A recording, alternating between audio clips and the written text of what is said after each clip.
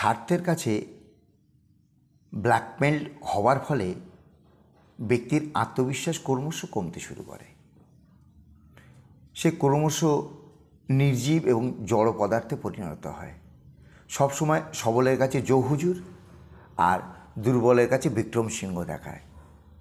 আপনি অপমানিত হচ্ছেন, বারবার ভাবছেন দু কথা শুনিয়ে দিই অথবা ঠাস করে একটা চড় কষিয়ে দিই, কিন্তু পারছেন না। কারণ ভাবছেন এতে আপনার জনপ্রিয়তা ক্ষুণ্ণ হবে, সামাজিকভাবে আপনার বদনাম হবে।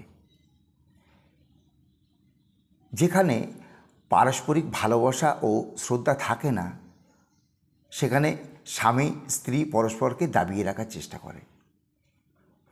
অনেক স্বামী বউকে মারধর করে।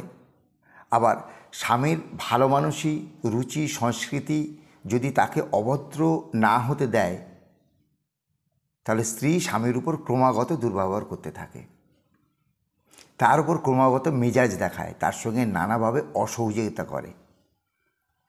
স্বামীর অত্যাচারের বিরুদ্ধে যত স্ত্রী প্রতিবাদ করে, স্ত্রীর মানসিক নির্যাতনের বিরুদ্ধে খুব কম স্বামীই আছে প্রতিবাদ করে থাকে। কারণ আমাদের সামাজিক মূল্যবোধ ও রাষ্ট্রকে নির্যাতিতা নারীর পক্ষেই দাঁড়াতে উৎসাহিত করে।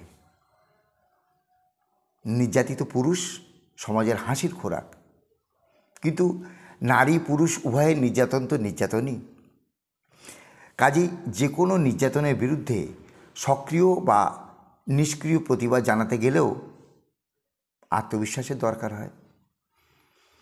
এই আত্মবিশ্বাসের অভাবে